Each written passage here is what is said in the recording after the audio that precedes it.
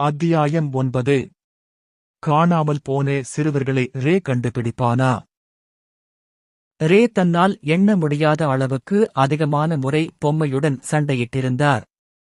தனது புதிய சண்டை பாணியால் தான் செய்யக்கூடிய வரம்பை அடைந்துவிட்டதை உணர்ந்ததால் பொம்மையுடன் சண்டையிடுவது அவருக்கு விரைவில் சலிப்பூட்டியது. சண்டையிட அதிக நேரம் செலவிடுவது நேரத்தை வீணடிப்பதாகும்.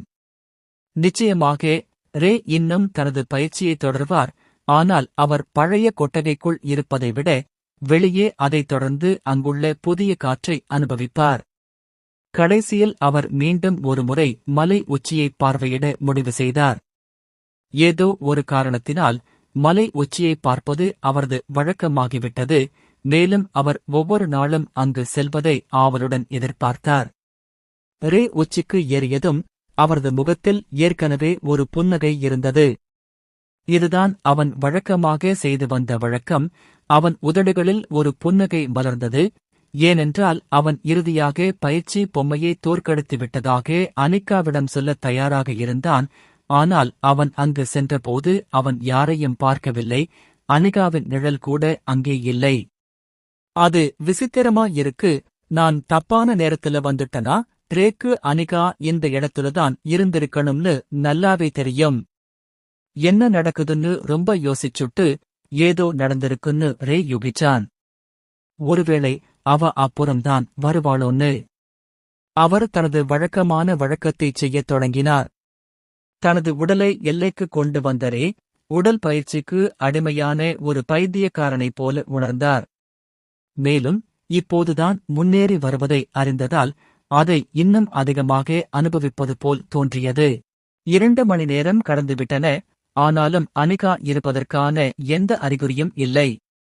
ரே ஏதோ விசித்திரமாக நடப்பதாக உணர்ந்தார். ஆனால் அவரால் அதை புரிந்து கொள்ள முடியவில்லை. இறுதியில் தனது சமீபத்திய சாதனையைப் பற்றி அனிகாவிடம் சொல்ல மிகவும் உற்சாகமாக இருந்ததால்தான் எரிச்சலடையத் தொடங்கியுள்ளார் என்று முடிவு செய்தார். தன் உடலின் சோர்வை உணர்ந்த அவன் மரத்தில் தலை சாய்த்து கண்களை மூடினான். அவன் மீண்டும் கண்களை திறக்கும்போது அனிகா அங்கே இருப்பாள். அவன் முன் நின்று அவன் முகத்தையே நேராகப் பார்ப்பாள். அன்று போலவே அவனை திடுக்கிட்டு விழித்திருப்பான் என்று நம்பினான். துரதிருஷ்டவசமாக ரே சில மணி நேரம் கழித்து எழுந்தபோது அனிகா இன்னும் அங்கு வரவில்லை. ஒரு பெருமூச்சு விட்டுவிட்டு மலையிலிருந்து இறங்கி கிராமத்திற்கு திரும்பினார். அங்கே அவர் சில கிசுகிசுக்களையும் முணுமுணுப்புகளையும் கேட்டார். என்ன நடந்ததுன்னு கேட்டியா? யாராவது வெளியே சென்று அவர்களை கண்டுபிடிக்க முயற்சிக்க வேண்டும்.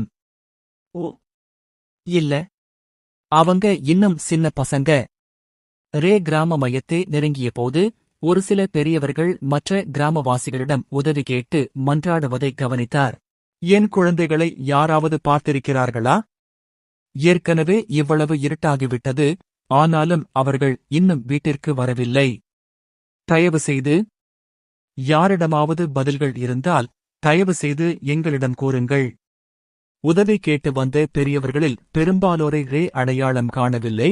ஆனால் பெரியவர்களில் இருவர் எரிக் மற்றும் அனிகாவைப் போலவே இருந்தனர். பெற்றோர் பெரும்பாலும் தங்கள் குழந்தைகளைப் போலவே இருந்தனர். அவர்கள் காணாமல் போய்விட்டார்களா? அனிகா இன்று தனது வழக்கமான இடத்தில் தோன்றாததற்கு இதுவே காரணமா? சில நிமிடங்களுக்குப் பிறகு ஒரு முதியவர் முன்னால் வந்தார். கடைசியாக நான் அவர்களை பார்த்தபோது அவர்கள் என் கடையில் இருந்து சில புதிய ஆயுதங்களை வாங்கிக் கொண்டிருந்தார்கள். அந்த முதியவரின் வார்த்தைகள் ரேயை குதிரை வண்டியைப் போல தாக்கியது. மறுநாள் அனிகாவிடம் அவளுடைய சகோதரனைப் பற்றி உரையாடியது அவனுக்கு நினைவுக்கு வந்தது. காட்டுக்குள்ளேயே காட்டு மிருகங்களை வேட்டையாடப் போறது 10 எரிக் அவகிட்ட பேசிட்டு இருந்தாரு போல. அனிகா அவனை அதிலிருந்து விரட்ட முயற்சி பண்றது வெளிப்படை. அந்த காட்டில் பெரும்பாலும் அடிப்படை விலங்குகள்தான் இருந்தன. சுருக்கமா சொன்னா நல்ல திறமை உள்ளவங்க எல்லாரும் அங்கிருந்து உயிரோட வெளியே வர முடியும். ஆனால் மனிதர்கள் இருந்ததால் காடு பொதுவாக பாதுகாப்பாக இருந்த போதிலும் உயர்ந்த அடுக்கு மிருகம் வருவதற்கான வாய்ப்பு எப்போதும் இருந்தது. அது அரிதாக இருந்தாலும் ஒரு வாய்ப்பு இன்னும் ஒரு வாய்ப்பாகவே இருந்தது. எந்த நேரத்திலும் மோசமானது நடக்கலாம். வேட்டையாடுவதைப் பொறுத்தவரை ஒரு அட்வென்ச்சரின் துணை அல்லது திறமையான காவலரின் துணை இல்லாமல் ஒருபோதும் அதைச் செய்யக்கூடாது என்பது நிலையான விதி. இன்று எரிக் புதிய உபகரணங்களை வாங்கினார் என்பது அவர் எதற்கோ தயாராகி வருவதைக் குறிக்கிறது. மேலும் அவரும் அவரது நண்பர்களும் இன்று காட்டை விட்டு வேட்டையாடச் சென்றிருக்க அதிக வாய்ப்பு இருந்தது. அதனால்தான் இவ்வளவு பெரியவர்கள் தங்கள் குழந்தைகளை தேடி வந்தனர். இந்த மக்களுக்கு உதவி செய்ய யாரும் இல்லை. திறமைகளைப் பொறுத்தவரை இந்த இடத்தின் கோட்டையாக இருந்த ரேயின் பெற்றோர் இன்னும் வெளியே இருந்தனர். ரேயின் தந்தை ராஜ்யத்திலிருந்து பெற்ற தேடலில் இன்னும் வெளியே இருந்தார். அதே நேரத்தில் அவரது தாயார் நகரத்தில் இருந்தார். அந்த ஊரில் திறமையான காவலர்கள் நிறைய பேர் இருந்தனர். ஆனால் அவர்களுக்கு செய்ய வேண்டிய வேலைகள் இருந்தன. மேலும் அவர்கள் தங்கள் பதவியை விட்டுவிட்டு இழிவான வேலைகளை செய்ய முடியாது. ரே எரிக்கையும் அவரது நண்பர்களையும் வெறுத்தாலும் அனிகா அவரிடம் அன்பாக இருந்தார். அவர் ஒவ்வொரு நாளும் அவளுடன் பேச ஆவலுடன் காத்திருந்தார். இருப்பினும் நான் துன்பப்படுவதற்கும் அப்போது நான் நிறைய துன்பங்களை அனுபவித்ததற்கும் மனிதர்கள்தான் காரணம். அவர்கள் இதற்கு தகுதியானவர்கள் இல்லையா? இது அவங்க எனக்கு செஞ்சதுக்கு கிடைத்த கர்மா. ரே தனது உள் விவாதத்தின் நடுவில் இருந்தபோது திடீரென்று அவர் அனிகாவிடம் சொன்ன வார்த்தைகள் நினைவுக்கு வந்தன. அது சரி, எனக்கு ஞாபகம் இருக்கு. நான் அனிகா கிட்ட அவளை கண்டுபிடிச்சு நான் ஜெயிச்ச பிறகு அந்த பொம்மைய தோற்கடிச்சேன்னு சொல்லுவேன்னு சத்தியம் பண்ணேன். பின்னர் ரே இன்னும் தாமதமாகிவிடவில்லை என்ற நம்பிக்கையில் தன்னால் முடிந்தவரை வேகமாக காட்டுக்குள் விரைந்தார். அத்தியாயம் 10. ரெயின் சிஸ்டம் ஆக்டிவ் ஆகிவிட்டது. ரே தன்னால் முடிந்தவரை வேகமாக காட்டுக்குள் ஓடினான். ஒவ்வொரு நொடியும் கணக்கிடப்பட்டது என்பதை அவன் அறிந்திருந்தான். தன் சகோதரனைப் போல ஒரு போராளி இல்லாததால் அனிகாக்கு தன்னை தற்காத்துக் கொள்ள வழி இல்லை. காட்டுக்குள் நுழைந்து சுற்றி பார்த்தபோது அவன் கண்கள் எல்லைகளை கூர்மைப்படுத்தி அவன் பின்தொடரக்கூடிய ஏதேனும் பாதைகள் அல்லது இடையூறுகள் இருக்கிறதா என்று பார்த்தான். இங்கே ஏதோ ஒரு துப்பு இருக்க வேண்டும். அவங்க எங்கே போனாங்கன்னு எனக்கு சொல்லக்கூடிய ஏதாவது ஒன்று. காட்டுக்குள் ஆழமாகச் சென்றபோது ஒரு மரத்தில் இரத்தக் குறிகள் தெரித்திருப்பதை ரே விரைவில் கவனித்தார். இரத்தம் கருப்பாகவும் புதியதாகவும் தெரிந்தது. அது இன்னும் ஈரமாகவே இருந்தது. இரத்தத்தின் நிறம் அது ஒரு மனிதனிடமிருந்து அல்ல, ஒரு மிருகத்திடமிருந்து வந்தது என்பதை தெளிவாக காட்டியது. அந்த பகுதி முழுவதும் சிதறிக் கிடந்த இரத்தக் குறிகளைத் தொடர்ந்து இறுதியில் ஒரு இறந்த மிருகத்தைக் கண்டார். அது கருப்பு ரோமங்களால் மூடப்பட்ட ஒரு ஓநாய். அதன் வயிற்றுக்குக் கீழே ஒரு சுத்தமான காயம் இருந்தது. அது ரொம்ப நேரத்திற்கு முன்பு கொல்லப்படவில்லை போலிருக்கிறது. இந்த ஓநாய் உயிரை முடிவுக்கு கொண்டு வந்தது எரிக்கையும் அவரது நண்பர்களும்தான் என்று ரே உறுதியாக நம்பினார். ஏனென்றால் அது எவ்வளவு அழகாக இருந்ததால் அது ஒரு மிருகத்தின் நகத்திலிருந்து அல்ல, வாளிலிருந்து வந்ததாக தோன்றியது. காட்டுக்குள் ஆழமாகச் சென்றபோது அவர் மேலும் ஓநாய் சடலங்களைக் காணத் தொடங்கினார். அதிர்ஷ்டவசமாக இந்த மிருகங்கள் அவ்வளவு சக்தி வாய்ந்தவை அல்ல. நல்ல வாழ்வீச்சு தெரிந்த எவரும் அவற்றை எளிதாக கையாள முடியும். நிச்சயமாக எச்சரிக்கைகள் இருந்தன.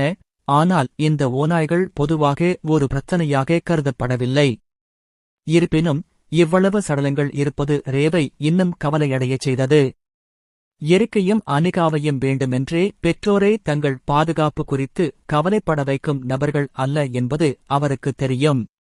ஏதோ நடந்திருக்க வேண்டும். அவர்கள் இன்னும் திரும்பி வராததற்கு அதுதான் காரணம். திடீரென்று ரேயின் வலது பக்கத்திலிருந்து ஒரு அலறல் சத்தம் வந்தது. சந்தேகத்திற்கு இடமின்றி அனிகாவின் வாயிலிருந்து அந்த குரல் வந்தது. ரே ஒரு சிறுத்தையைப் போல அலறல் வந்த திசையை நோக்கி மின்னல் வேகத்தில் ஓடினார். அவர் வந்து சேர்ந்தபோது அவர் கண்டதைக் கண்டு வியப்படைந்தார். ஒரு தனிமையான கருப்பு ஓநாய் வலுவாகவும் உயரமாகவும் நின்றது. அது சுமார் 6 அடி உயரமும் கூர்மையான கோரை பற்களும் கொண்டது. இந்த ஓநாய் நிச்சயமாக வாழ்வீச்சு தெரிந்த எவராலும் கையாளக்கூடிய ஒன்றல்ல. எரிக்கும் 2 நண்பர்கள் அருகில் தரையில் படுத்துக் கிடந்தனர். அவர்களின் நிலை தெரியவில்லை. ஏரிக் தனது வாளை உரையிலிருந்து அகற்றி ஓநாய்க்கு முன்னால் நின்று கொண்டிருந்தார். திடீரென்று பொன்னிற முடியையும் சிவப்பு நிற ஆடையையும் கண்ட ரேயின் கண்கள் அனிகாவை தேடி போர்க்களத்தை சுற்றித் திரிந்தன. அவள் பயந்து நடுங்கிக் கொண்டிருந்தாள். ரே எரிக்கின் திசையை நோக்கி நகரத் தொடங்கினார். ஓநாய் எரிக் மீது பாய்ந்ததால் எரிக்கும் ஓநாய்க்கும் இடையிலான போர் மீண்டும் தொடங்கியது. ஆனால் வரவிருக்கும் தாக்குதல் இருந்தபோதிலும் எரிக் நகரவில்லை. அவர் தனக்கு பின்னால் இருந்த நபரை பாதுகாக்க முயன்றார் என்பது தெளிவாக தெரிந்தது. தாக்குதலை தடுக்க அவர் தனது வாளை கிடைமட்டமாக உயர்த்தினார். ஆனால் அது பயனற்றது என்பது தெளிவாக தெரிந்தது. அந்த ஓநாய் எரிகால் கையாள முடியாத அளவுக்கு வலிமையானது. அந்த உயிரினத்தின் மிகப்பெரிய அளவு, அது அவ்வளவு வலிமையானதாக இருந்ததால் எரிக் ஒரு மரத்தை நோக்கி பறந்து சென்றார். இப்போது அதன் நிலை யாருக்கும் தெரியவில்லை. ஓநாய் காற்றை முகர்ந்து பார்த்து அடுத்த இரையை தேடத் தொடங்கியது. அது அனிகாவை கண்டுபிடித்துவிட்டது. இதற்கிடையில் ரே தனக்கும் ஓநாய்க்கும் இடையிலான தூரத்தை வெற்றிகரமாக குறைத்தார். அனிகாவை தேடும் பணியில் அது திசை திருப்பப்படுவதை கவனித்தார். இந்த வாய்ப்பை பயன்படுத்தி ரே தாக்குதல் நடத்தினார். இந்த உரிமைக்காக நீங்கள் பயிற்சி செய்தீர்கள். இப்போது உங்களிடம் உள்ள அனைத்தையும் பயன்படுத்த வேண்டிய நேரம் இது. முழு வேகத்தில் ஓடிய அவர் தனது வாளை உருவாமல் அதை அப்படியே விட்டுவிட்டார். ஓநாய் தாக்கியது. ரே குனிந்து கீழே விழுந்தான். அவன் உடல் கிட்டத்தட்ட 4 கால்களிலும் தரையில் இருப்பது போல் இருந்தது. அவன் வேகமாக ஒரு காட்டு மிருகத்தைப் போல ஓடி வேகமாக எழுந்து நின்றான். வாய்ப்பின் ஜன்னல் அங்கே இருந்தது. அதை கடந்து செல்ல ரே விரும்பவில்லை. அன்று ஒரு நாள் எரிக்குடன் சண்டையிட்ட பிறகு ரே கண்டுபிடித்த சண்டை பாணி இதுதான். அவர் ஒருபோதும் வாளை பயன்படுத்த விதிக்கப்படவில்லை. அவரது கைமுட்டி மிகவும் சிறப்பாக இருந்தது. ஆனால் அதே நேரத்தில் அவரது பலவீனமான உடலுடன் ஒரு ஆயுதம் தேவைப்பட்டது. அவரது விகாரமான கால்கள் அவரை தப்பிக்க விடாமல் தடுத்தன. அதே நேரத்தில் 4 கால்களிலும் அவர் இயல்பாக உணர்ந்தார். அவன் மனிதனே இல்லை. ஏன் ஒரு மனிதனைப் போல சண்டையிட முயற்சிக்க வேண்டும்? அவன் சண்டையிடும் பாணியை மட்டும் பயன்படுத்த முடியும் போது. நான் ஒரு மாயாஜால மிருகம். அந்த விஷயத்தில் வலிமையானவன். நான் என் சொந்த விருப்பப்படி என் சொந்த வழியில் போராடுவேன். ஓநாய் சட்டென்று நகர்ந்தது. ஆனால் அதே நேரத்தில் உள்ளுணர்வால் போல ரேயின் உடலும் அசைந்தது. ஓநாய் அவனை கடிக்க முயன்றது. ஆனால் ரே மிக வேகமாகவும் ஓநாயின் பிரமாண்டமான பற்களால் கடிக்க முடியாத அளவுக்கு மிகச் சிறியதாகவும் இருந்தது. இப்போது அவன் ஓநாய்க்கு நேராக அடியில் இருந்தான். அவன் வாயிலிருந்து கத்தியை எடுத்து அதன் உடலை கடந்து செல்லும் போது மிருகத்தின் கால்களில் வெட்டினான். அது வேலை செய்து கொண்டிருந்தது. ரே மிகவும் மகிழ்ச்சியடைந்தார். மிக விரைவில் கொண்டாடும் தவறை செய்தார். அவன் ஓநாய் உடலை கடந்து சென்றதும் அது தன் பின்னங்கால்களை உயர்த்தி அவன் திசையில் ஓடியது. அதிர்ஷ்டவசமாக ரே ஓநாய் தாக்குதலில் பெரும்பாலானவற்றை தவிர்த்தார். ஆனால் அதன் நகங்கள் இன்னும் அவரை தொட்டு கீறின. ரேயின் பார்வை திடீரென்று மங்கலாகத் தொடங்கியதால் அவரது மார்பில் இரத்தம் சொட்டத் தொடங்கியது. ஆனால் அவர் போராட வேண்டும் என்பதை அவர் அறிந்திருந்தார். உலகம் எப்போதும் நியாயமற்றது. அவர் வாழ விரும்பினால் அவர் கொல்ல வேண்டும் என்பதை அவர் அறிந்திருந்தார். அந்த வாய்ப்பை பயன்படுத்திக் கொண்டு ரே மீது பாய்ந்தான். ஓநாய் அவருக்கு ஓய்வெடுக்க நேரம் கொடுக்கவில்லை. ஓநாய் மற்றொரு தாக்குதலுக்காக அதன் வாயை திறந்தது. அதே நேரத்தில் அவர் தனக்கு கீழே இருந்த சேற்றை உதைத்து தரையில் இருந்து தன்னை வலுக்கட்டாயமாக விலக்கிக் கொண்டார். அவன் அருகில் உள்ள ஒரு மரத்தில் விழுந்தான். ஆனால் அவனால் அங்கே அதிக நேரம் இருக்க முடியவில்லை. ஓநாய் மரத்தை கடித்து பாதியாக உடைத்தது. நடுவானில் இருந்த ரே தனது வரவிருக்கும் தாக்குதலுக்கு உத்வேகம் பெறுவதற்காக தனது உடலை சுழற்றத் தொடங்கிய போது தனக்கு முன்னால் இருந்த வாய்ப்பை உணர்ந்தார். அவர் தனது வாயிலிருந்து வாளை எடுத்து தனது கையால் அதை பிடித்தார். சீற்றத்துடன் சுழலும் மேலாடையைப் போல அவர் ஓநாய் தலையில் ஒரு கடுமையான தாக்குதலை தீர்க்கமாக நடத்தினார். அதைத் தொடர்ந்து ஒரு சோகமான அழுகை வந்தது. அந்த மிருகத்தால் தாங்க முடியாத அளவுக்கு கடுமையான காயம் ஏற்பட்டது. இறுதியில் அது தரையில் விழுந்தது. ரேயும் தரையில் விழுந்தார். அவர் சோர்வாக இருந்தார். மூச்சு திணறினார், சோர்வடைந்தார். அவரது மார்பில் இருந்த காயம் இன்னும் இரத்தப் போக்குடன் இருந்தது. அவர் மிகவும் அப்பாவியாக இருந்தார். இப்போது காயம் வலிக்கத் தொடங்கியதால் அதற்கான விலையை அவர் செலுத்தி வந்தார். பல்லை கடித்தபடி அவன் வாளை உயர்த்தி ஓநாய் இருக்கும் திசையை பார்த்தான். உண்மையைச் சொல்லப் போனால் அவருடைய அந்த ஒற்றைத் தாக்குதல் ஓநாயை வீழ்த்த போதுமானதா என்று அவனுக்கு சந்தேகம் இருந்தது. அவன் ஓநாய் நகரும் என்று எதிர்பார்த்து அதை பார்த்து கொண்டிருந்தான். ஆனால் அவன் எண்ணங்களை உறுதிப்படுத்துவது போல் ஒரு ஹலோ கிராம் திரை அவன் முன் தோன்றியது. ரேயின் தலையில் ஒரு இயந்திர குரல் ஒலித்தது. சிஸ்டம் ஆக்டிவ் என்று கூறி அது திரையில் இருந்த செய்திகளை சத்தமாக படித்தது. ஆனால் ரேயின் கவலை திரையை பற்றியதோ அல்லது குரலை பற்றியதோ அல்ல. அது அனிதாவிடம் இருந்து. அவள் நலமாக இருக்கிறாள் என்பதை அவன் உறுதி செய்ய வேண்டியிருந்தது. அது அவரது மனதை படிப்பது போல் அதே இயந்திர குரல் பல வெளிப்படையான ஸ்கிரீன்களுடன் ஒலித்து ரேயின் முன் தோன்றியது. முந்தைய ஸ்கிரீன்கள் மறைந்து சில வினாடிகளுக்குப் பிறகு இந்த புதிய ஸ்கிரீன் மீண்டும் தோன்றின. அத்தியாயம் 11.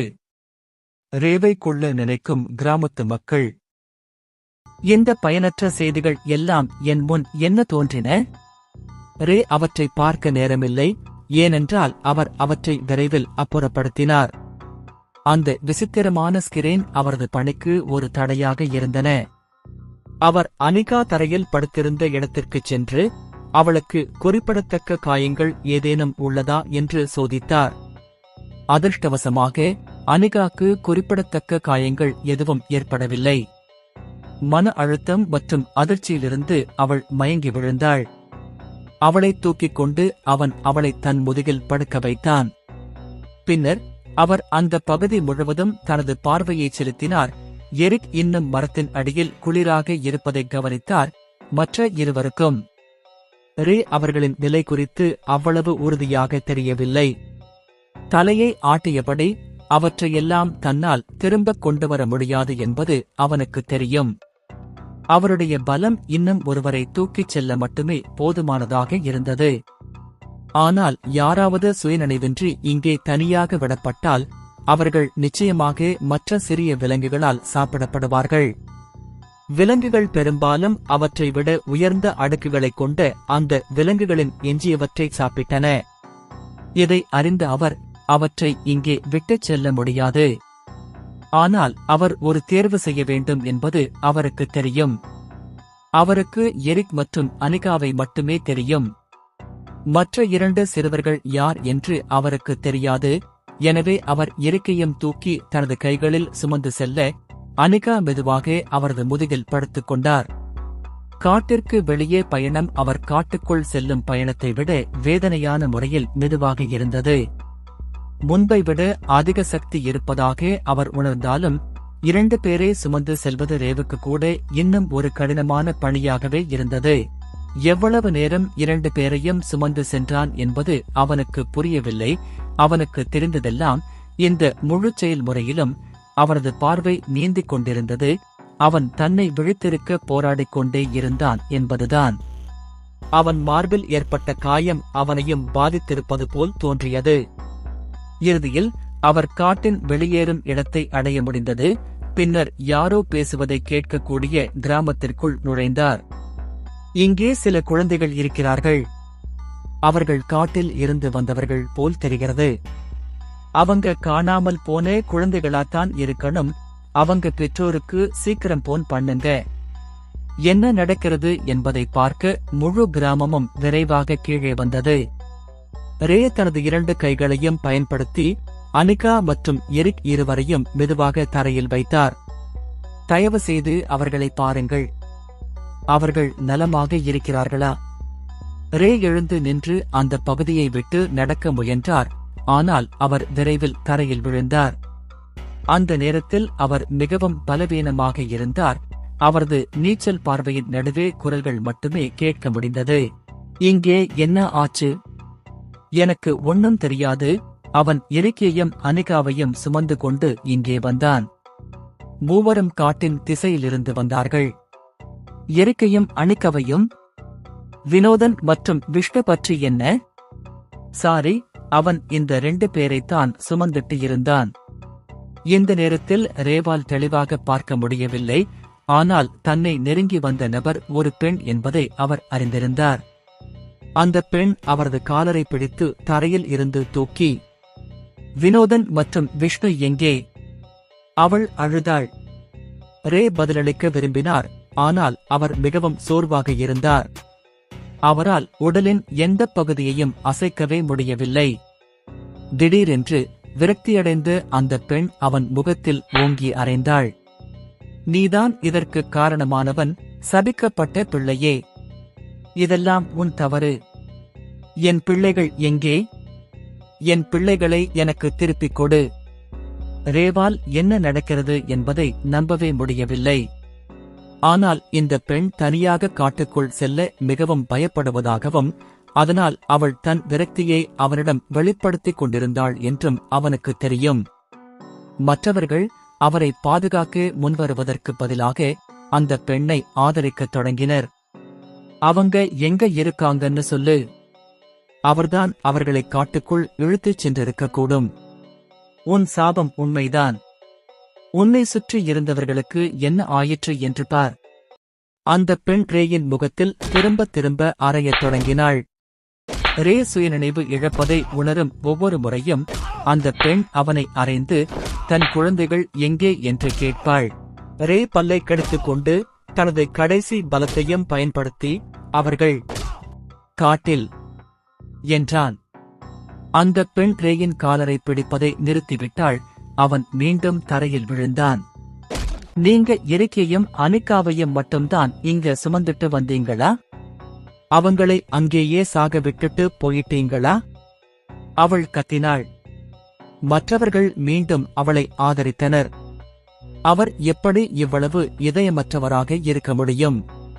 அவர் எரிக் மற்றும் அனிகாவை காப்பாற்ற முடிந்தது. ஆனாலும் அவர் ஏன் வினோதன் மற்றும் விஷ்ணுவை காப்பாற்றவில்லை? வினோதன் மற்றும் விஷ்ணு குழந்தைகள், அவர்கள் எப்படி காட்டின் ஆழத்தில் உயிர் வாழ முடியும்? ரேயைச் சுற்றியிருந்து முணுமுணுப்புகள் அவரை வேதனையடையச் செய்தன. இந்த மக்கள் தானும் ஒரு குழந்தைதான் என்பதை மறந்துவிட்டார்களா? அல்லது அவரது தலைமுடி சிவந்து போனது அவர் இன்னும் ஒரு மனிதர் என்பதை மறக்கச் செய்ததா? அவர்கள் ஏற்கனவே என்னை ஒரு அரக்கன் என்று நினைத்துக் கொண்டிருக்கிறார்கள். அவர்கள் என்னை ஒரு குழந்தையாக பார்ப்பதில்லை. ரே ஒரு கசப்பான புன்னகையை எழுப்பினார். இந்த நேரத்தில் இந்த மனிதர்கள் தாங்கள் மிகவும் பயப்படும் மிருகங்களை விட மிகவும் பயங்கரமானவர்கள் என்பதை அவர் புரிந்து கொண்டார். உண்மையில் இங்கே இருக்கும் மனிதர்கள்தான் உண்மையான அரக்கர்கள். அந்த பெண் ஒரு மரப்பலகையை பிடித்துக் கொண்டு ரேயின் திசையை நோக்கி நடக்கத் தொடங்கினாள். அவள் ரேவை என்ன செய்யப் போகிறாள் என்பது தெளிவாக தெரிந்தது. ஆனால் யாரும் அவளை தடுக்க விரும்பவில்லை. ரே பல்லை கடித்தார். நான் மீண்டும் இப்படித்தான் சாகப் போறேனா? போயும் போயும் ஒரு மரப்பலையால் சாகுவதா? என்ன ஒரு நகைச்சுவை! எனக்கு 3வது வாய்ப்பு கிடைத்தால் எல்லாவற்றையும் 10 மடங்கு திருப்பித் தருவேன் என்று நான் உறுதியளிக்கிறேன். அந்த பெண் மரப்பலகையை ரேயின் தலையை நோக்கிச் சுழற்றினாள். ஆனால் அது வருவதற்குள் ஏதோ ஒன்று அதை தடுத்தது. ரே மீண்டும் கண்களை திறந்தபோது ரேயின் முன் சுருள் பொன்னிற முடியுடன் ஒரு சிறுவன் நிற்பதைக் கண்டான். அந்த இளைஞன் எரிக். ஆனால் என்ன நடக்கப் போகிறது என்பதை ரே புரிந்து கொள்ளத் தொடங்குவதற்கு முன்பே அவரது சோர்வு இறுதியாக அவரை பிடித்துக் கொண்டது. அவர் மயக்கமடைந்து தரையில் விழுந்தார். சில நிமிடங்களுக்கு முன்புதான் மயக்கத்தில் இருந்து எரிக் விழித்தெழுந்தார். அவன் இன்னும் உயிருடன் இருப்பதையும் அவன் சகோதரி அவனருகில் தரையில் கிடப்பதையும் அவனால் நம்பவே முடியவில்லை. ஓநாய் தாக்குதலில் இருந்து அவன் எப்படி உயிர் பிழைத்தான்? ஓநாயின் கொடூரமான நகங்களால் அடிபட்டதுதான் அவனுக்கு நினைவில் இருந்த கடைசி விஷயம். எரிக் தனது வலிக்கும் தலையை பிடித்துக் கொண்டு சுற்றுப்புறத்தை பார்த்தான். ரேயைச் சுற்றியுள்ள முழு கிராமத்தையும் அவனால் பார்க்க முடிந்தது. அவன் அருகில் அவரது பெற்றோர் இருந்தனர். அவன் எழுந்து நின்று அவர்களிடம், என்ன நடக்கிறது என்று கேட்டான். நான் எப்படி காட்டிலிருந்து வெளியே வந்தேன்? எரிக் கேட்டார். இந்தச் செய்தியை கேள்விப்பட்டதும், நாங்கள் இங்கு விரைந்து வந்தோம். ரே உன்னை தூக்கிச் செல்வதை பார்த்தோம். அவன் உன்னையும் மற்றவர்களையும் காட்டுக்குள் செல்லும்படி கட்டாயப்படுத்துவான் என்பதை என்னால் நம்பவே முடியவில்லை. எரிக்கின் தாய் முகத்தில் வேதனையுடன் கூறினார். அந்த சபிக்கப்பட்ட குழந்தை இப்படி ஒரு காரியத்தைச் செய்ய எவ்வளவு துணிந்தான்? அவன் தந்தை கோபமாகச் சொன்னார்.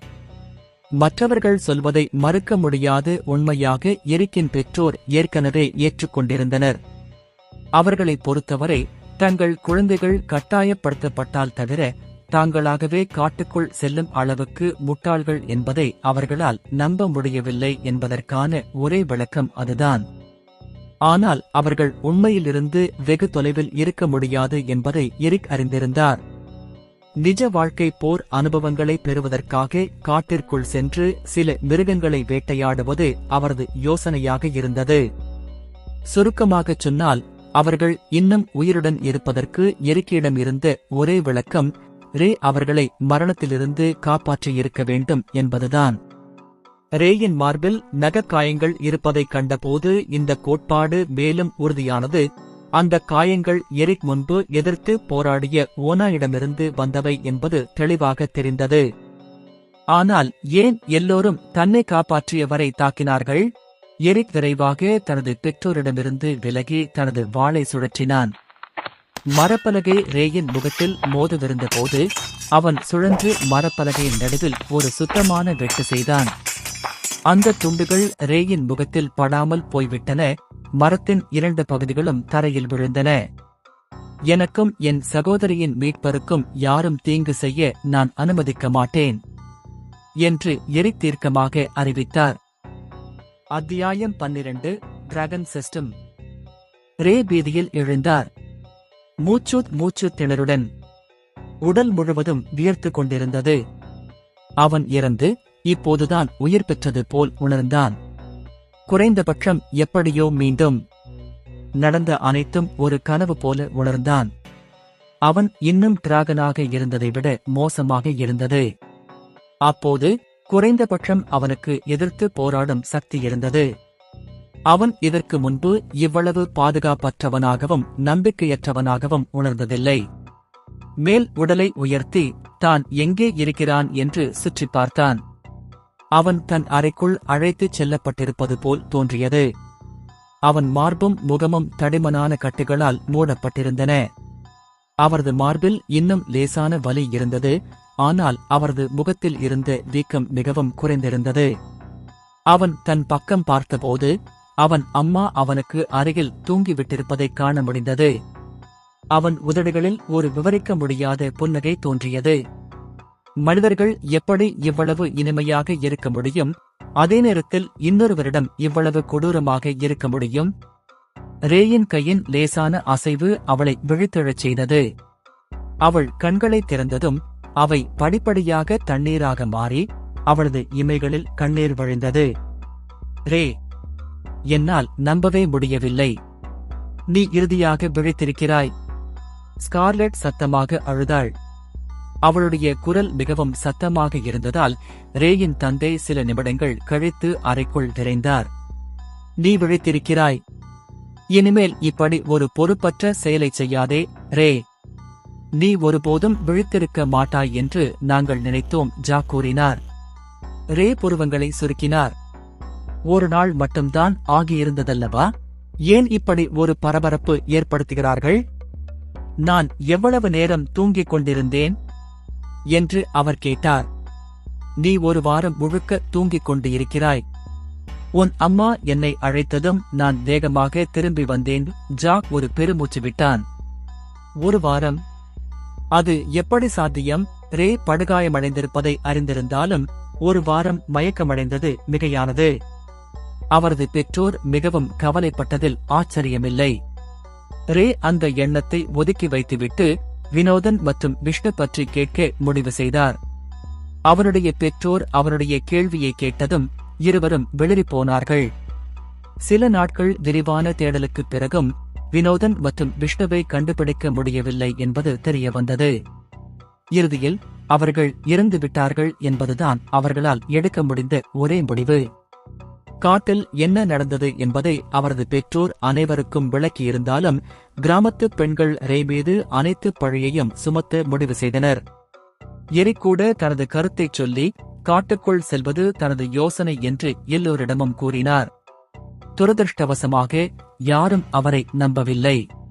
சிவப்பு முடியின் களங்கம் அவனால் எதிர்க்க முடியாத அளவுக்கு வலுவாக இருந்தது.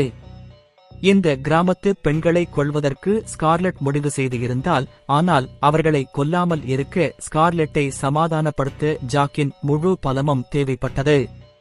வினோதன் மற்றும் விஷ்ணு மரணங்கள் குறித்து ரே தலையை ஆட்ட மட்டுமே முடிந்தது. அவர் தன்னைத்தானே குற்றம் சாட்டிக் கொள்ளவில்லை, ஏனென்றால் அவர் ஒரு தேர்வு செய்ய வேண்டும் என்பதை அவர் அறிந்திருந்தார். அந்த நேரத்தில் அவர் தன்னால் முடிந்ததை செய்தார். ரே கேள்விப்பட்டு மகிழ்ச்சியடைந்த ஒரே விஷயம் அனிகா தொடர்பான கதைகள் மட்டுமே.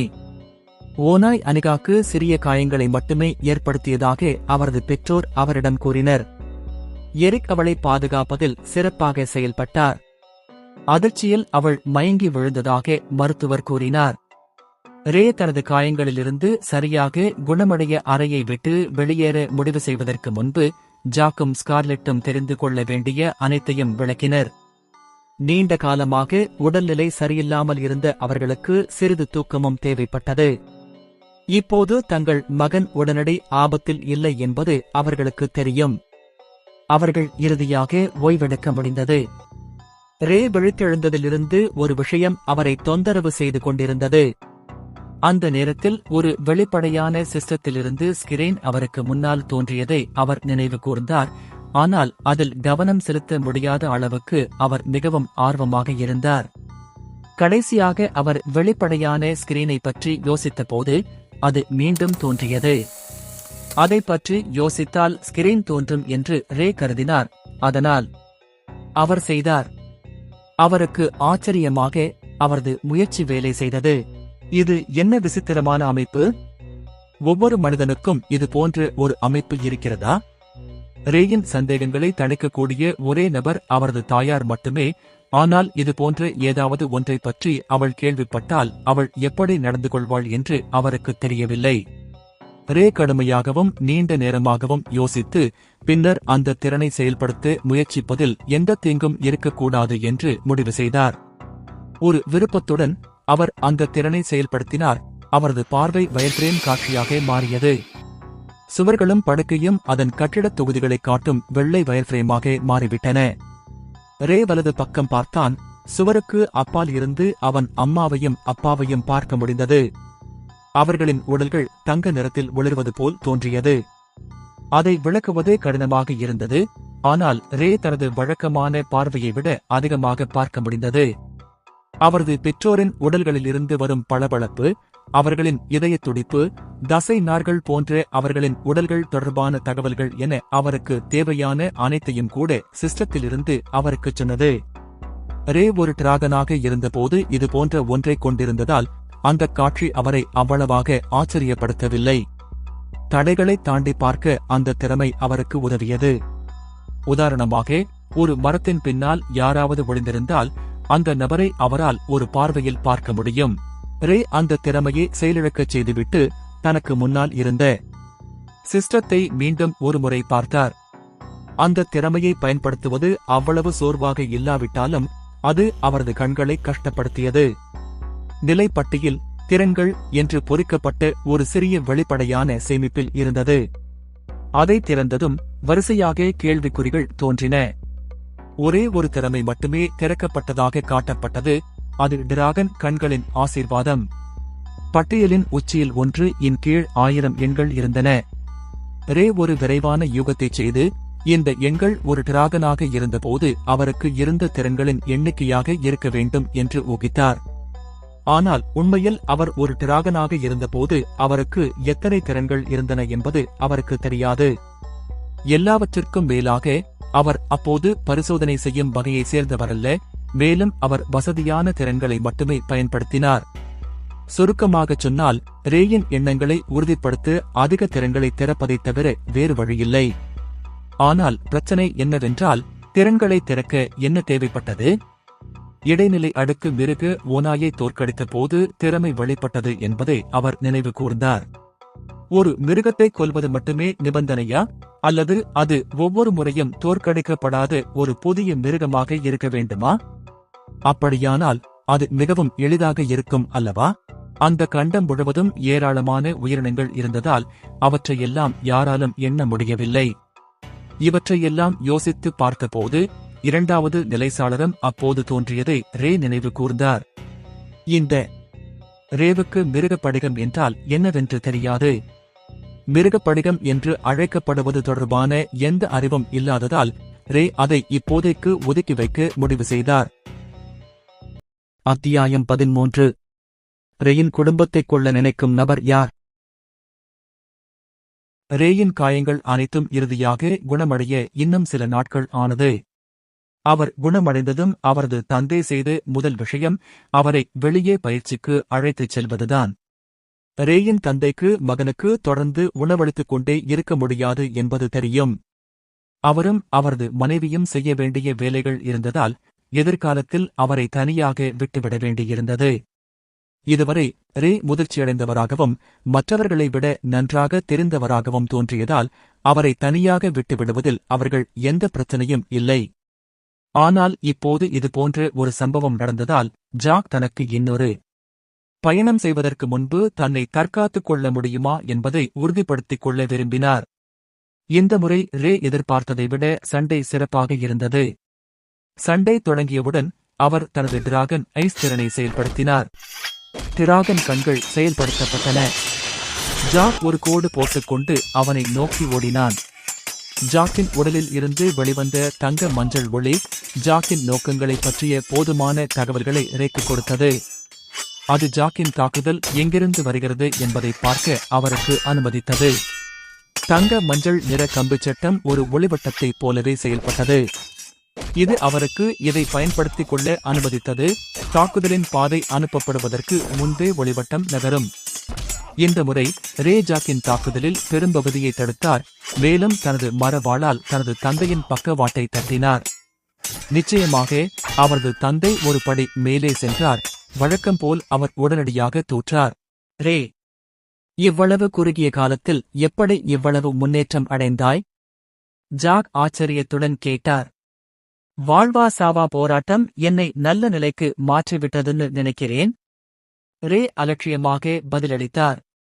ஜாக் ஒரு புன்னகையை உதிர்த்தார். அவர் தனது மகனின் தலைமுடியை வருடிவிட்டு வேறு எதுவும் பேசவில்லை.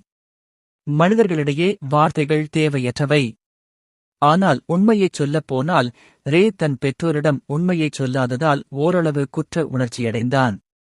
ஓநாயை வென்றதாக அவன் அவர்களிடம் சொல்லவில்லை. மரங்களை மறைப்பாக பயன்படுத்தி ஓநாயிடமிருந்து தப்பித்தேன் என்று மட்டுமே சொன்னான்.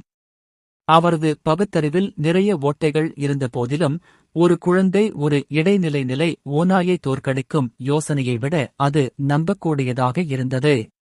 ரே தனது வழக்கமான இடத்தில் பயிற்சிக்காக வெளியே சென்றார். நகரத்தின் புறநகரில் உள்ள மலை உச்சி.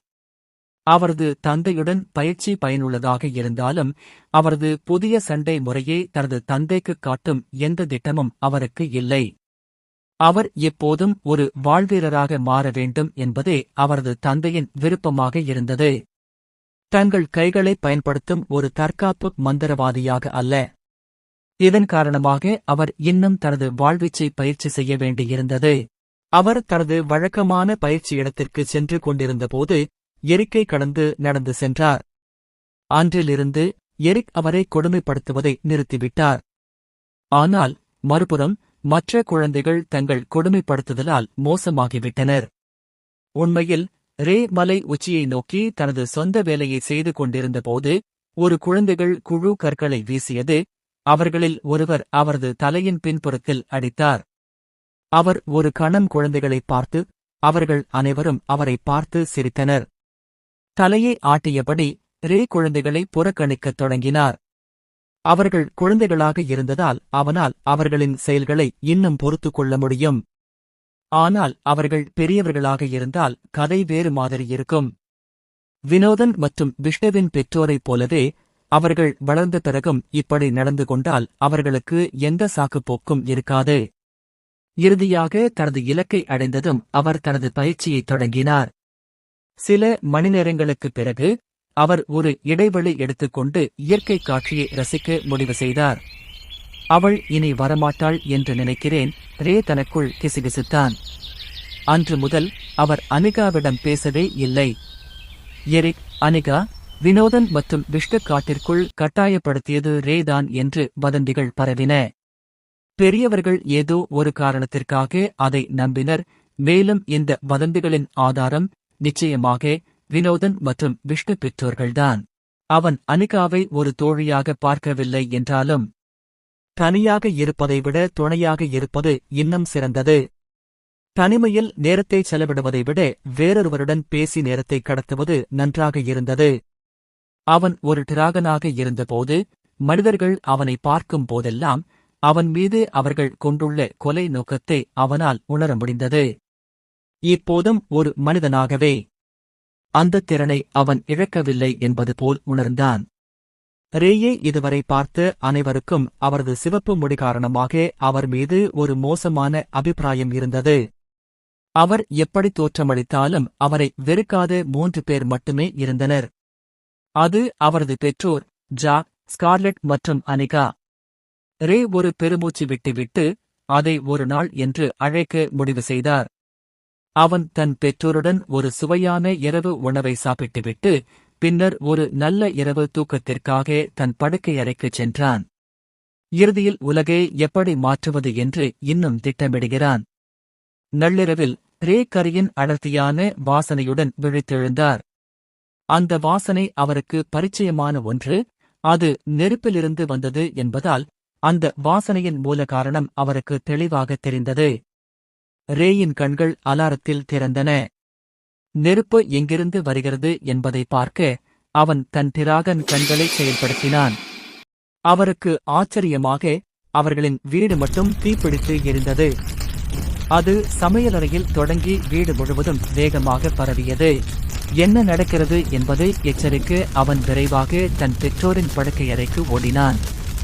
எழுந்திரு, எழுந்திரு, நெருப்பு எரியுது என்று ரே கத்தினார். அவரது பெற்றோர் இருவரும் தூக்கத்திலிருந்து விழித்து நிலைமையை விரைவாக மதிப்பிட்டனர். எந்த தயக்கமும் இல்லாமல் ஜாக் ரே மற்றும் ஸ்கார்லெட்டை தனது இரு கைகளாலும் பிடித்துக் கொண்டார். பின்னர் அவர் ஜன்னலுக்கு வெளியே குதித்தார். அவர்கள் வெளியே இருந்தபோது மக்கள் கூட்டமாக கூடிக்கொண்டிருந்தனர். ஸ்கார்லெட் தனது இரு கைகளையும் உயர்த்தி தனக்குள் சில வார்த்தைகளைச் சொல்லத் தொடங்கினாள். பின்னர் நெருப்பு ஒரு பாம்பை போல நகரத் தொடங்கியது. அது சுழன்று கொண்டிருந்தது. நெருப்பை கட்டுப்படுத்திக் கொண்டிருந்த ஸ்கார்லெட் கேட்கும் வகையில் முணுமுணுத்தார், கலைந்து போ. நெருப்பு 2 பகுதிகளாக பிரிக்கப்பட்டு காற்றில் மறைந்து போனது. வீட்டைச் சுற்றி கூடியிருந்த கிராமவாசிகள் ஒருவருக்கொருவர் கிசுகிசுக்கத் தொடங்கினர். அது ரே வீடு. அது அந்தப் பையனின் சாபம்னு உனக்குத் தோணலையா? நாம் அவனை ஒழிக்கவில்லை என்றால் ஒரு நாள் முழு கிராமமும் அழிக்கப்படலாம். ரே மக்களின் வார்த்தைகளை புறக்கணித்தார். இந்த தீ விபத்து ஒரு தற்செயல் நிகழ்வு அல்ல என்பது வேதனையுடன் தெளிவாக தெரிந்தது. தீ சமீபத்தில்தான் ஆரம்பித்தது. அதனால் இதையெல்லாம் செய்தவர் இன்னும் அருகில்தான் இருக்க வேண்டும். அவர்கள் ஏன் அங்கேயே தங்கியிருந்தார்கள் என்பதற்கான காரணம் என்ன? ரேயையும் அவரது பெற்றோரையும் அவர்களது வீட்டையும் எரிப்பதில் அவர்கள் வெற்றி பெற்றார்களா என்று பார்க்க விரும்பியதால் இது நடந்திருக்கலாம். ரே தனது டிராகன் கண்களை செயல்படுத்தி தன்னைச் சுற்றியுள்ள பகுதியைத் தேடத் தொடங்கினார். நள்ளிரவு என்பதால் வெளியே அதிக ஆட்கள் இல்லை. அந்த பகுதியைச் சுற்றி இருந்தவர்கள் விழித்திருந்து நெருப்பை பார்த்து தத்தளித்தவர்கள் மட்டுமே. இது தனது சந்தேக நபரை கண்டுபிடிப்பதை அவருக்கு எளிதாக்கியது. விரைவில் அவரது டிராகன் கண்கள் இருட்டில் ஒரு உருவம் அசைந்து கொண்டிருந்தது. அந்த நபர் யார் என்பதை ரேவால் பார்க்க முடியாத அளவுக்கு இருட்டாக இருந்தது. ஆனால் சிறிது நேரம் அந்த உருவத்தை பின்தொடர்ந்த பிறகு இவை அனைத்தையும் செய்த நபரின் அடையாளத்தை அவர் உடனடியாக உணர்ந்தார். ஏனெனில் அந்த நபர் வினோதன் மற்றும் விஷ்ணுவின் குடும்பத்திற்கு சொந்தமான குடியிருப்புகளுக்குள் நுழைந்திருந்தார். வெளிப்படையாக தீ விபத்துக்கு பின்னால் இருந்த குற்றவாளிகள் வினோதன் மற்றும் விஷ்ணுவின் தாயார். ரே இருட்டில் முகத்தில் ஒரு இருண்ட பார்வையுடன் நின்றார். அவருக்கு போதும். என்னையும் என் பெற்றோரையும் கொன்று எங்கள் வீட்டையும் சேர்த்து எரிக்க முயன்றார்களா? நான் திட்டமிட்டதை விட கொஞ்சம் முன்னதாகவே என் பழிவாங்கலை தொடங்க வேண்டும் போல் தெரிகிறது. ரே பல்லு கடித்துக்கொண்டு வெறியுடன் காற்றில் கிசுகிசுத்தான். அத்தியாயம் 14 மர்மக்காடு. மறுநாள் காலை வந்தது. என் பெற்றோர் வீட்டிற்கு ஏற்பட்ட சேதத்தை சரி செய்வதில் மும்முரமாக இருந்தனர். அதிர்ஷ்டவசமாக என் அம்மா தனது மந்திர திறன்களை பயன்படுத்தி நெருப்பை அணைக்க விரைவாக செயல்பட்டார். அது எவ்வளவு சக்தி வாய்ந்த மற்றும் பயனுள்ள மந்திர திறன்கள் என்பதை நினைவூட்டியது. முதலில் வீட்டை சரிசெய்ய என்னால் பெரிதாக எதுவும் செய்ய முடியவில்லை. கட்டுமான பொருட்கள் பற்றி எனக்கு எதுவும் தெரியாது. அதனால் என் பெற்றோர் என் வழக்கமான வேலையைச் செய்ய அனுமதித்தனர். என் பெற்றோர் பரபரப்பாக இருந்தபோது நான் கொண்டு வந்த திட்டத்தை செயல்படுத்த இது ஒரு நல்ல நேரம். இன்று நான் கருப்பு காட்டிற்குள் செல்ல முடிவு செய்தேன். காட்டில் உள்ள அனைத்து உயிரினங்களும் விலங்குகளும் கருப்பு ரோமங்களைக் கொண்டிருந்ததால் அது கருப்பு காடு என்று அழைக்கப்பட்டது. என்னுடைய திட்டத்திற்கு பயன்படுத்த சில அடிப்படை அடுக்கு உயிரினங்களை வேட்டையாடுவதே எனது குறிக்கோளாக இருந்தது. இது எனது பயிற்சிக்கும் உதவும். எனவே ஒரே கல்லில் பறவைகளைக் கொல்வது போல் இருந்தது. இன்னொரு இடைநிலை மிருக அடுக்கை நான் சந்திக்கும் வாய்ப்புகள் மிக குறைவு. இந்த முறை அப்படி ஒரு மிருகத்தை சந்தித்தாலும் நான் ஓடிவிடுவேன். முன்பு ஒரு இடைநிலை மிருகத்தை நான் தோற்கடித்ததால் மீண்டும் அதைச் செய்ய முடியும் என்று அர்த்தமல்ல. பல வகையான உயிரினங்கள் இருந்தன, சில மற்றவற்றை விட வலிமையானவை. காட்டுக்குள் பயணம் செய்வதற்கு முன் ஒரு வாளியை எடுத்துக்கொண்டு வந்தேன். என்னுடைய வாள்பை, தண்ணீர், உணவு உள்ளிட்ட அடிப்படை உபகரணங்களையும் எடுத்துச் சென்றேன். அதோடு மலை உச்சியில் பயிற்சி பெறுவதற்காக என் பெற்றோரிடம் சொல்லிவிட்டு வீட்டை விட்டு வெளியேறினேன். காட்டுக்குள் நுழைந்தவுடன் என் டிராகன் கண்களை நான் செயல்படுத்தினேன். என் பார்வை மாறியது.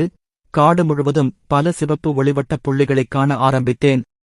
மஞ்சள் ஒளிவட்டம் மனிதர்களைக் குறித்தது, சிவப்பு புள்ளி விலங்குகளைக் குறித்தது.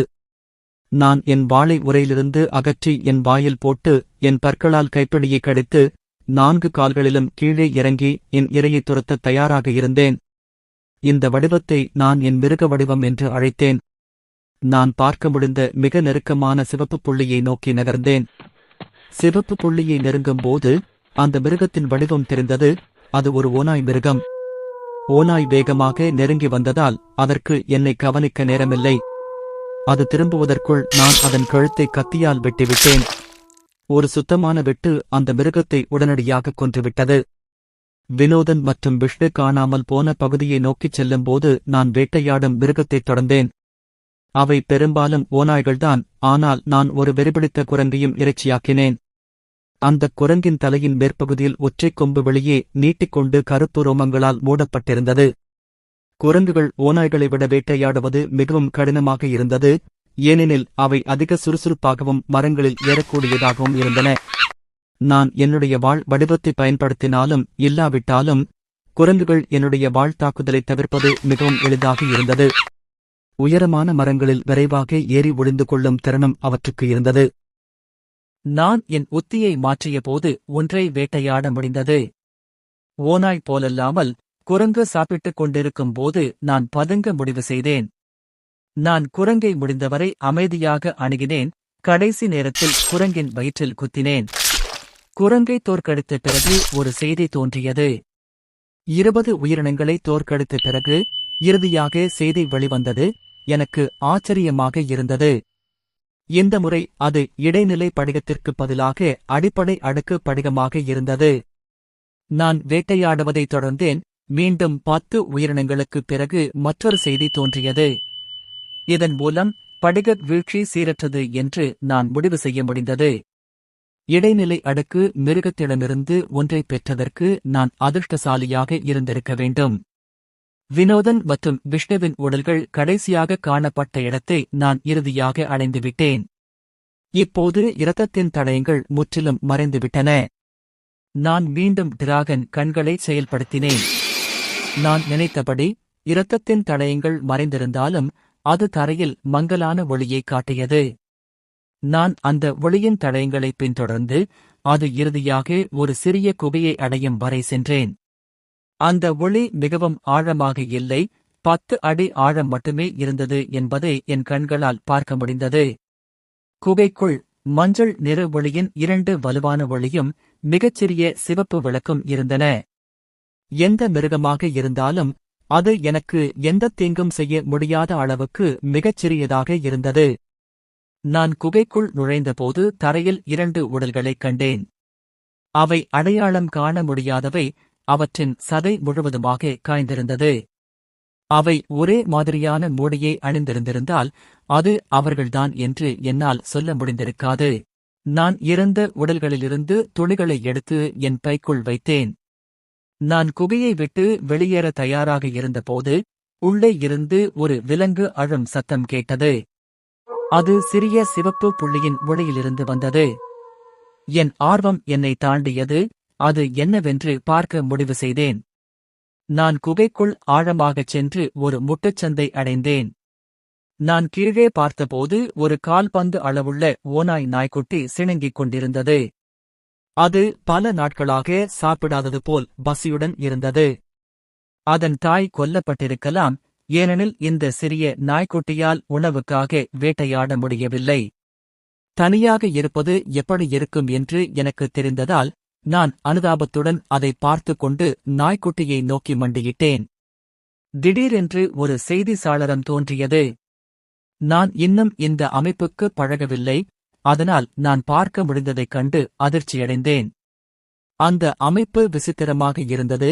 சில சமயங்களில் அது தனக்கென ஒரு மனதைக் கொண்டிருப்பது போல் உணர்ந்தேன். இதனால் எந்த தீங்கும் வராமல் இருக்க நல்ல வாய்ப்பு இருப்பதைக் கண்டு நான் தேர்ந்தெடுத்தேன். நான் எடுத்துச் சென்ற உணவு அல்லது தண்ணீரை இந்த அமைப்பு காண்பிக்கும் என்று எதிர்பார்த்தேன். அதற்கு பதிலாக அது எனக்கு கொடுத்த ஒரே வழி படிகங்கள் மட்டுமே. படிகங்களை உறிஞ்சுவது தீங்கு விளைவிப்பதா இல்லையா என்பதை பார்க்க இது எனக்கு ஒரு நல்ல வாய்ப்பாக இருந்தது. நான் அடிப்படை அடுக்கு படிகத்தை தேர்ந்தெடுத்தேன். ஓநாய் குட்டியின் முன் காற்றிலிருந்து ஒரு சிறிய கருப்பு படிகம் தோன்றத் தொடங்கியது. குட்டி உடனடியாக படிகத்தை நக்கத் தொடங்கியது. படிகம் விரைவாக சிறியதாக மாறியது. அது முற்றிலும் மறைந்து போனது. அத்தியாயம் 15. ரேயை கொள்ள நினைத்த பெண்மணியை கொடூரமாக கொன்ற மிருகங்கள். படிகத்தை உறிஞ்சிய பிறகு ஓநாய்க்குட்டி அதன் வலிமையை திரும்பப் பெற்றது போல் தோன்றியது. அதன் தோற்றம் இப்போது ஆரோக்கியமாக இருந்தது. குட்டி அளவு கூட வளர்ந்திருந்தது. 2 செய்திகள் எனக்கு பிடித்திருந்தன. அவற்றில் ஒன்று 5 புள்ளிகள். என்ன கிடைத்தது என்பதற்கு 5 புள்ளிகள்? அது உண்மையில் எந்த அர்த்தத்தையும் தரவில்லை. இந்த எண்ணிக்கை என்னவென்று எனக்குச் சொல்ல ஒரே வழி, படிகத்தை நானே உறிஞ்சுவதுதான். அந்த குட்டியின் தோற்றம் நன்றாகத் தெரிந்தது. இன்னும் கொஞ்சம் பெரிதாகவும் இருந்தது. நான் படிகங்களை உறிஞ்சினால் எனக்கும் அதே நிலை ஏற்படும் என்று அர்த்தமா? 2வது செய்தி குட்டியை அடக்கிவிட்டதாகும். இதன் மூலம் எனது திறன் பட்டியலில் ஒரு புதிய திறமை சேர்க்கப்பட்டுள்ளது. என்னால் செய்ய முடிந்த ஒரே விஷயம் அந்த திறமையை செயல்படுத்தி அது என்ன செய்ய முடியும் என்பதை பார்ப்பதுதான். திடீரென்று அந்த திறமையை செயல்படுத்திய பிறகு எனக்கு முன்னால் இருந்த குட்டி ஒளிரத் தொடங்கியது. அதைச் சுற்றி ஒரு வெள்ளை ஒளி பரவியது. அந்த குட்டி வெள்ளை ஒளி அளவுள்ள பிங் பாங் பந்தாக மாறியது. சுற்றிச் சுழன்று இறுதியில் என் தலையில் சென்றது. அந்த குட்டி மறைந்துவிட்டது. ஆனால் விந்தையாக என் மனதிற்குள் அந்த குட்டியை பார்க்கவும் உணரவும் முடிந்தது. என்னுடைய திறமைகளை பார்த்தபோது டெசம்மன் செல்லப்பிராணி திறன் செல்லப்பிராணி திறனை வரவழைக்கும் திறனாக மாறியது. இது என்னவென்று சோதிக்க வேண்டிய அவசியமில்லை, ஏனென்றால் நான் ஒரு நல்ல யுகத்தை எடுக்க முடியும். படிகத்தை எடுத்துக்கொண்ட பிறகு குட்டிக்கு என்ன ஆனது என்பதை பார்க்க எனக்கு மிகவும் ஆர்வமாக இருந்தது. எல்லாவற்றிற்கும் மேலாக அது குட்டிக்கு எந்த பக்க விளைவுகளையும் ஏற்படுத்தியதாக தெரியவில்லை. அது உண்மையில் குட்டியை வலிமையாக்கியது போல் இருந்தது. இந்த முறை நான் ஆம் என்பதை தேர்ந்தெடுத்திருந்தேன். குட்டியைப் போலவே என் கைகளிலும் கருப்பு படிகம் தோன்றத் தொடங்கியது. கருப்பு படிகம் உருவானதும் அது வெள்ளை ஒளியால் சூழப்பட்டது. வெள்ளைப் படிகம் விரிசல் அடையும் வரை பிரகாசமாகவும் பிரகாசித்தது. விரிசல் ஏற்பட்டு உடனேயே வெள்ளை ஒளி மங்கத் தொடங்கியது, படிகம் தூசியாக வெடிக்கும் வரை. என் உடலுக்குள் ஒரு சக்தியின் எழுச்சியை உணர முடிந்தது. என்னுடைய ஒவ்வொரு அணுக்களும் புத்துயிர் அடைவது போல் தோன்றியது. தெளிவாக சொல்ல வேண்டுமென்றால் நான் மீண்டும் பிறப்பது போல் உணர்ந்தேன். என் புலன்கள் அனைத்தும் நடுங்கத் தொடங்கின. குட்டியைப் போல நான் உயரமாகவோ அல்லது வளைந்து போகவோ இல்லை என்றாலும் நான் நிச்சயமாக ஒரு புதிய வலிமையை பெற்றதைப் போல உணர்ந்தேன். நான் என் வாளை உருவி முடிந்தவரை வேகமாகவும் கடினமாகவும் காற்றில் வீச ஆரம்பித்தேன். என் வேகம் மேம்பட்டதாக தோன்றியது. என் உடலில் இவ்வளவு குறிப்பிடத்தக்க முன்னேற்றம், அதுவும் ஒரே ஒரு படிகத்தால். இடைநிலை படிகத்தை உறிஞ்ச முயற்சிக்க முடிவு செய்தேன். அடிப்படை படிகத்திற்கு இவ்வளவு விளைவு இருந்தால் இடைநிலை படிகம் என்ன செய்கிறது என்பதை பார்க்க நான் ஆவலுடன் காத்திருக்கிறேன். அதை நினைத்து பார்க்கும்போது எனக்கு சிரிப்பு வராமல் இருக்க முடியவில்லை. எனக்கு வந்த பிழைச் செய்தியிலிருந்து நான் சற்று தளர்ந்து போயிருந்தேன். ஆனாலும் எனக்கு நம்பிக்கை அளிக்கப்பட்டது. சூரியன் மறையத் தொடங்கியதும் நான் என் பொருட்களை எடுத்துக்கொண்டு காட்டை விட்டு வெளியே செல்ல ஆரம்பித்தேன். நான் வீடு திரும்பிய போது எல்லாம் வழக்கம் போல் இருந்தது. என் அப்பா வீட்டின் பெரும்பாலான பழுதுபார்ப்புகளை முடித்துவிட்டார். அதனால் நாங்கள் வீட்டிலேயே இருந்தோம். என் அம்மா என்னை குட் நைட் சொல்ல அழைத்த போது நான் தூங்கச் சென்றேன். சில மணி நேரம் கழித்து என் திட்டத்தை தொடங்க வேண்டிய நேரம் இது.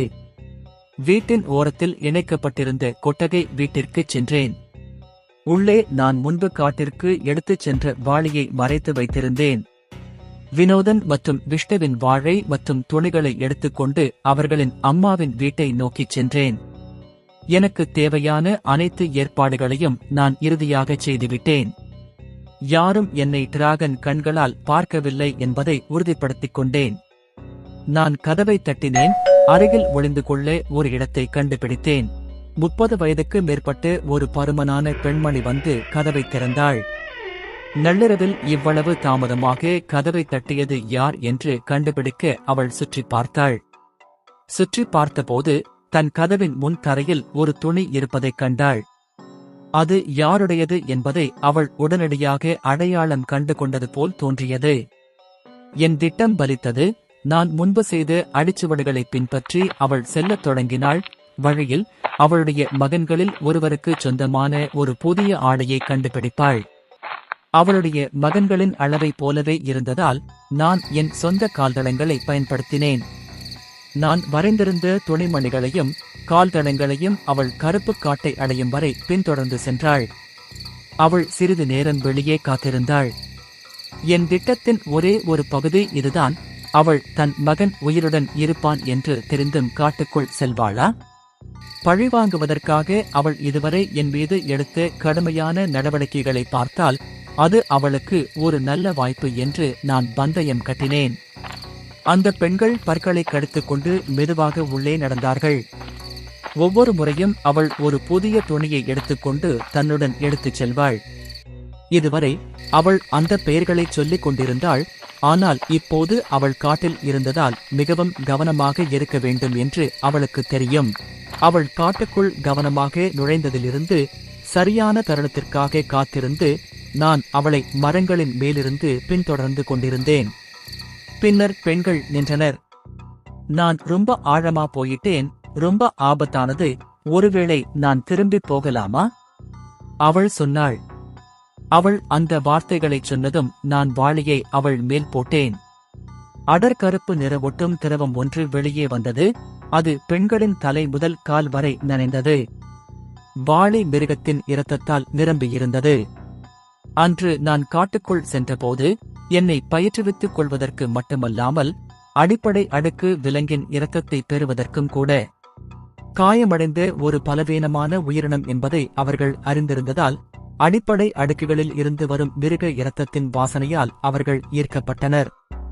நான் உயர் அடுக்கு விலங்கின் இரத்தத்தை பயன்படுத்தினால் அது எதிர்விளைவை ஏற்படுத்தும். அந்த பகுதியில் அதைவிட வலிமையான ஒன்று இல்லாவிட்டால். பெண்கள் தரையில் கிடந்த வாளியை பார்த்தார்கள். யார் இதைச் செய்தது என்று அவள் ஆக்ரோஷமாக கத்தினாள். நான் மரத்திலிருந்து கீழே குதித்து அவளுக்கு நேர் எதிரே நின்றேன். நீ உன் கண்ணு. நீ சபிக்கப்பட்டவன்னு எனக்கு தெரியும். நான் உன்னை ஒழிக்க முயற்சித்தது சரிதான். அவள் பதட்டத்துடன் நடுங்கிக் கொண்டே சொன்னாள். அந்த வாசனையால் கவரப்பட்ட அனைத்து மிருகங்களையும் டிராகனின் கண்களை பயன்படுத்தி என்னால் பார்க்க முடிந்தது. நான் என்னை வெளிப்படுத்திக் கொண்ட ஒரே காரணம் அவளுடைய மரணத்திற்கு யார் காரணம் என்பதை அவள் பார்க்க வேண்டும் என்பதுதான். மிருகக் கூட்டம் வந்துவிட்டதால் நான் அங்கே கூட இல்லாதது போல் அவை நேராக கடந்து சென்றன. தங்களுக்கு முன்னால் இருந்த இரையின் மீது குதித்து அந்த பெண்மணியை கடித்து கொதற ஆரம்பித்தது. ஒரு மிருகம் தலையை கவிக்கொண்டது, இன்னொரு மிருகம் காலை கவிக்கொண்டது.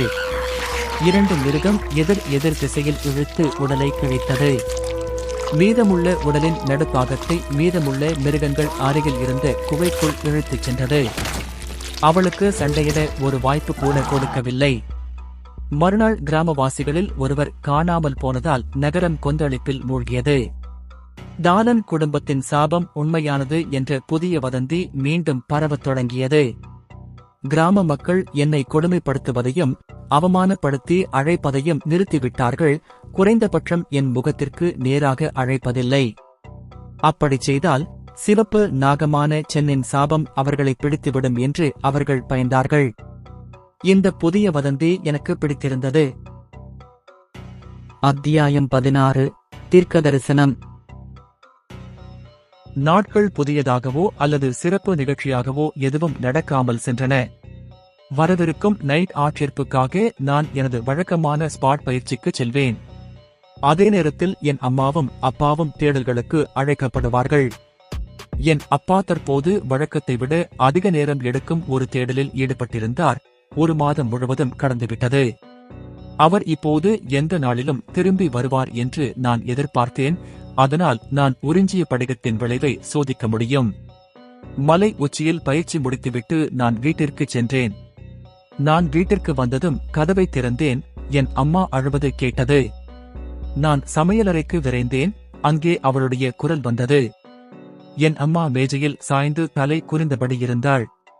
அம்மா, என்ன ஆச்சு என்று கேட்டேன். அவள் மேசையிலிருந்து தலையை உயர்த்தினாள். அவள் முகத்தில் வழிந்த கண்ணீரை நிறுத்த முடியவில்லை. உன் அப்பாதான், அவருக்கு உடம்பு சரியில்லை. அவள் என் அருகில் வந்து என் கண் மட்டத்தில் மண்டியிட்டு கண்ணீரை அடக்க முயன்றாள். அவரை ஒன்றாக பார்ப்போம், அது அவரை மகிழ்ச்சியடையச் செய்யும் என்று நான் உறுதியாக நம்புகிறேன். அவள் என் கையை பிடித்துக்கொண்டு என்னை அவர்களின் படுக்கையறைக்கு அழைத்துச் செல்ல ஆரம்பித்தாள்.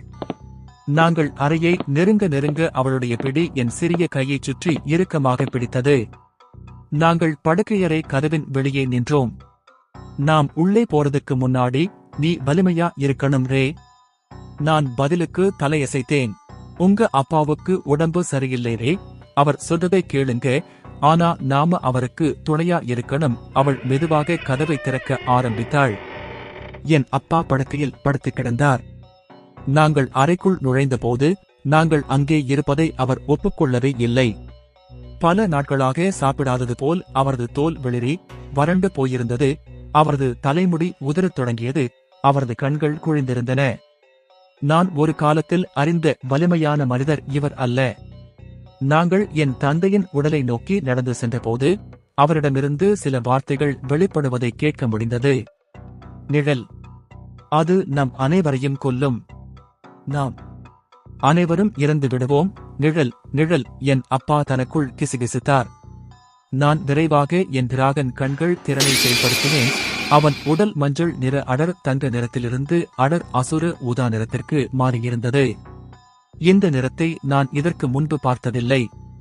அவருக்கு என்ன ஆயிற்று? நான் என் அம்மாவை பார்த்தேன். அவள் என் அப்பாவை பார்த்து கொண்டிருந்தாள். அவருக்கு என்ன ஆச்சு? வெளியே போய் பேசலாம். நாங்கள் அறையை விட்டு வெளியேறும்போது என் அப்பா அதே வார்த்தைகளை திரும்ப திரும்பச் சொல்லிக் கொண்டிருந்தார். அப்பாவுக்கு என்ன நடந்தது என்பதை அம்மா எனக்கு விளக்கிக் கூறிய போது நாங்கள் மேஜையின் அருகே அமர்ந்திருந்தோம். என் அப்பாவுக்கு நிழல் பிழை என்ற ஒன்று தொற்றியிருந்தது. கண்டம் முழுவதும் பரவி சிகிச்சை எதுவும் இல்லாத ஒரு நோய். அவரது கடைசி தேடலில் அவருக்கு பிழை நோய் வந்தது. பிளேக் ஏற்கனவே கண்டத்தின் பாதி பகுதியை ஆக்கிரமித்திருந்தது. மேலும் அவரது கடைசி தேடலானது அவரை எல்லைக்கு அருகில் கொண்டு சென்றது. குறிப்பாக மக்கள் தேவைப்படுபவர்களுக்கு வேண்டாம் என்று சொல்வது என் தந்தைக்கு எப்போதும் கடினமாக இருந்தது. நான் இல்லாதபோது மாவீரர்கள் அவரை மீண்டும் அழைத்து வந்தனர். நிழல் மிருகங்களால் ஆக்கிரமிக்கப்படவிருந்து ஒரு சிறிய கிராமத்தின் குடிமக்களை பாதுகாத்து முன்னணியில் போராடி அவருக்கு தொற்று ஏற்பட்டதாக கூறினர். நான் என் அறையில் படுத்துக் கொண்டிருந்த போது என்ன நடந்தது என்று யோசித்துக் கொண்டிருந்தேன். என் காலத்தில் நிழல் பிளேக், ஷேடோ பிளேக் என்ற நிழல் மிருகத்தை பற்றி நான் கேள்விப்பட்டதே இல்லை. நான் காணாமல் போன முக்கியமான தகவல்கள் இருந்தன. நான் ஒரு மனிதனாகவும் டிராகனாகவும் மாறுவதற்கு எவ்வளவு காலம் ஆனது? நான் இன்று எந்த நிலையில் இருக்கிறேன் என்பது கூட எனக்கு தெரியாது. பழிவாங்கும் எண்ணம் எனக்குள் ஆழமாக பதிந்திருந்தது. அந்த எண்ணம் ஒருபோதும் வரவில்லை. என் குடும்பத்திடம் அதிக புத்தகங்கள் இல்லை. என் அம்மா எனக்கு தெரியப்படுத்த விரும்பிய அனைத்தையும் என்னிடம் சொல்லிவிட்டார். நான் அவளிடம் பதில்களை கேட்டபோது நான் பின்னர் கண்டுபிடிப்பேன் என்று சொன்னாள். நான் என் நிலை சாளரத்தை திறந்து திறன்களின் பட்டியலை பார்த்தேன்.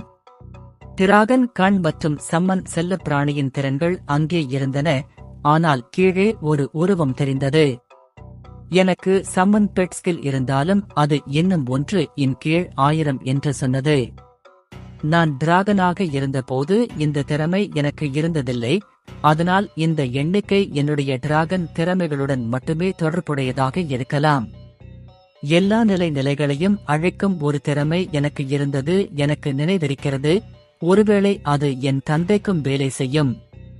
பிரச்சனை என்னவென்றால் திறன்களை எவ்வாறு திறப்பது என்பது எனக்கு இன்னும் தெரியவில்லை. ஒரு புதிய உயிரினத்தை தோற்கடிப்பதே நிபந்தனையாக இருக்கலாம் என்று நினைத்தேன். ஆனால் பைத்தியக்கார குரங்கை தோற்கடித்த போது எனது திறன் பட்டியலில் எந்த மாற்றமும் இல்லை. பிறகு அந்த திறன்களை எப்படி திறப்பது என்று நான் கண்டுபிடித்தாலும் அடுத்து என்ன திறமையை பெறுவேன் என்று கூட எனக்கு தெரியாது. என் அப்பாவின் தற்போதைய நிலையில் எவ்வளவு காலம் தாக்குப்பிடிப்பார் என்று எனக்கு தெரியவில்லை. அவரை பராமரிக்க என் அம்மா வேலை செய்வதை நிறுத்த வேண்டியிருக்கும். அதிர்ஷ்டவசமாக அவர்கள் தங்களுக்கு தேவையான பணத்தை சேமித்து வைத்திருந்தார்கள். ஆனால் அந்த பணம் தீர்ந்து போன போது அவர்களால் என்ன செய்ய முடியும்? எனக்கு பிடித்த பதில்களை பெற சிறந்த வாய்ப்பு ரோலண்ட் நைட் அகாடமியில் சேருவதாகும். அவர்களின் உதவி மற்றும் அறிவைக் கொண்டு நான் தேடும் பதில்களை கண்டுபிடிப்பேன். கருப்பு தகடு என்ன? என் தோல்விக்குப் பிறகு உலகிற்கு என்ன நடந்தது? வேட்பாளர்களை தேடி மாவீரர்கள் ஊருக்கு வருவதற்கு இன்னும் 2 வாரங்கள் இருந்தன. இப்போது நான் எப்போதும் இல்லாத அளவுக்கு அந்த அகாடமியில் சேர வேண்டியிருந்தது. நான் முன்பு என் குடும்பத்தை இழந்திருந்தேன். மீண்டும் ஒரு குடும்பத்தை இழக்க நான் தயாராக இல்லை. அந்த நாட்டில் எங்கோ ஒரு கதீட்ரல் போன்ற தேவாலய மண்டபத்தில் பெரியவர்கள் குழு ஒன்று கூடியிருந்தது. அவர்கள் அனைவரும் அறையின் நடுவில் நின்றிருந்து ஒரு பெரிய ஒளிரும் பந்து பொருளைச் சுற்றி வெள்ளை அங்கிகளை அணிந்திருந்தனர். பெரியவர்கள் தங்கள் முகங்களில் கவலையுடன் ஒருவருக்கொருவர் பேசத் தொடங்கினர். தீர்க்கதரிசனம் சொல்லப்பட்டது என்று பெரியவர்களில் ஒருவர் கூறினார். ஆமாம், ஆனா இது கஷ்டம்தான். உண்மையிலேயே கடினம். நாம் சிவப்பு முடி கொண்ட பையனை தேடி சரியான பாதையில் வழிநடத்த வேண்டும். ஏனென்றால் இந்த பையனுக்கு 2 விதிகள் உள்ளன. நாம் தோல்வியுற்றால் அவன் உலக அழிவை கொண்டு வருவான். நாம் வெற்றி பெற்றால் அவன் மீட்பராக இருப்பான். பெரியவர்கள் சம்மதமாக தலையசைத்தனர். நாம் சீக்கிரம் நிலத்திற்கு தெரிவிக்க வேண்டும்.